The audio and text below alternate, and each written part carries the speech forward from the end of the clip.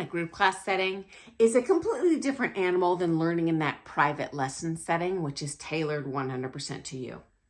I encountered this in my own ballroom dance life as a student.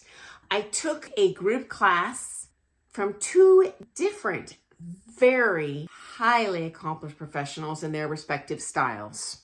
This was not in ballroom dancing, by the way, but I couldn't keep up with either of these beginning level classes, which kind of stunned me, guys. There's very few dances I can't just roll into really any level and pick up on the fly.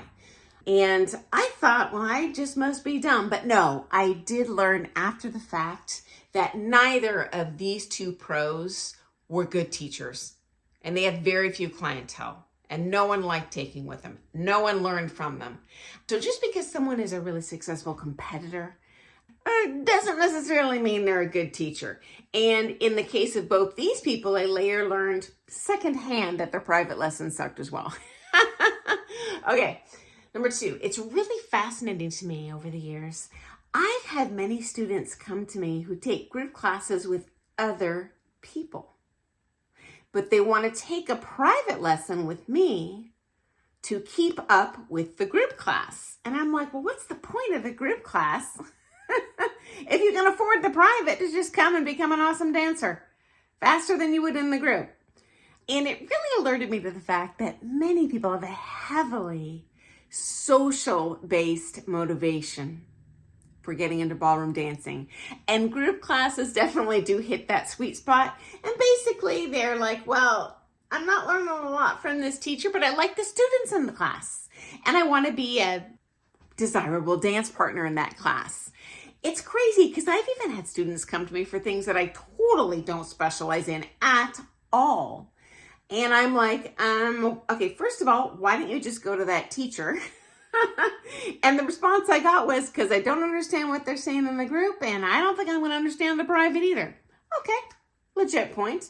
And the other response I got, which was very flattering, and I recognize this isn't your style that you specialize in, but I just understand the way you teach. And you know what?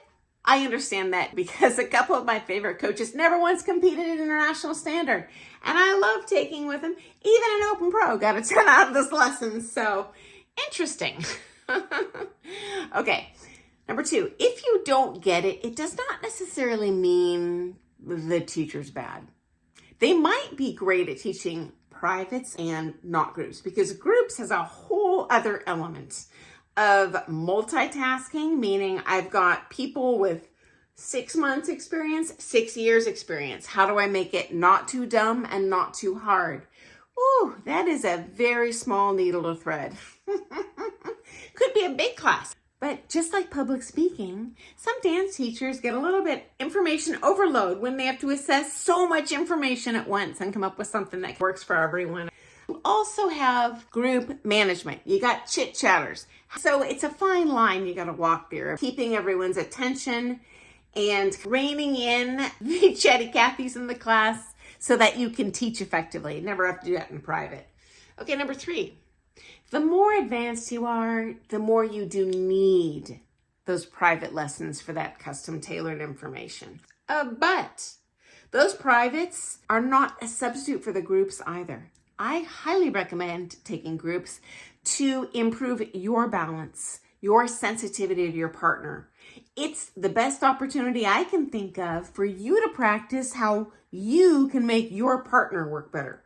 Your job, even if you're a follow, is not to just hang on your partner and let them make you look good. No, your job is a wingman. You got to make your partner look good. Because you know what? No one's going to dance their best in the comp. Guilty. No one does. So do what you can to support your partner and make them look fabulous. That's your job. Okay, next up. If you're bored in the class, number one suggestion, switch to learning lead or follow. It will help you tremendously do your part well. It also helps the other dancers because if you're good enough to be able to learn the other part, you're probably going to be better at that lead and or follows part better than the other students in the class. So that's an asset to the class and that's an asset to you. you're going to learn, I don't want to do that because it's going to feel like this, and make you a better partner when you go back to your competitive partner, whether that partner is your pro teacher or an amateur partner. Next step. For competitors, workshops are different. Those tend to be more of a curated clientele where you're dealing with people of similar skill level. In that case, you can get some super helpful info for you at that higher level. Also, even if you're not learning a ton in that workshop with a visiting coach, you can at least get a snapshot of what their priorities are. If they spend that whole workshop talking about how they want a certain hand position, well, now the next time they're judging me at a comp, I know what hand position they want to see, and I didn't have to pay for the private and fly somewhere. So definitely take advantage of workshops. If you're lucky, you might even have workshops in your own town that are curated towards people of your exact skill level. So I'm not just talking about intermediate foxtrot. That could be anyone. Half the world thinks they're intermediate. I'm talking about more of a competitive level class where you need pre-approval to get in. Those can be very helpful. And finally, if you're a beginning level dancer, for Pete's sake, stick with the groups. Unless you're painfully shy and do not want to rotate partners, in my opinion, you're going to get the most bang for your buck in that cheap group class where you're just doing repetitive banging out the moves. You don't need custom info at that point. You just need how to march your part around the floor. It's also great because you're going to make friends that have similar interests to you, and you're going to have ready-made partners when you start going to those social dances because people will know you. And even if you suck at lead and following, guess what?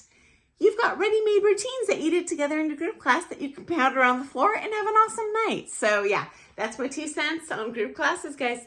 Okay, I look forward to seeing you first thing tomorrow morning for some more things ballroom dance. Have an awesome day. Bye.